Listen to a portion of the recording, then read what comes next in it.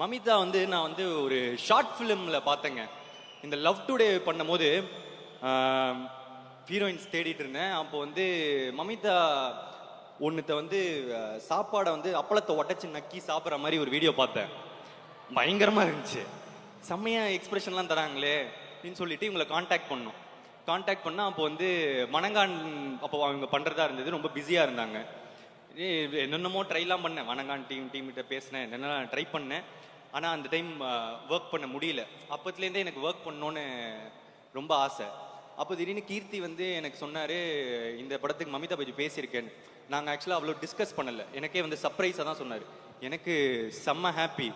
ஏன்னா இவங்களோட ரொம்ப ஒர்க் பண்ணேன்னு இருந்தேன். ப்ளஸ் இந்த கேரக்டர் வந்து ரொம்ப ஸ்ட்ராங்கான கேரக்டர்.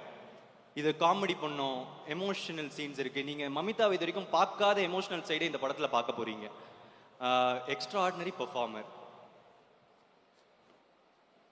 நேஹா ஷெட்டி வந்திருக்காங்களா? இல்லையா? சரி, ஓகே, சேட்.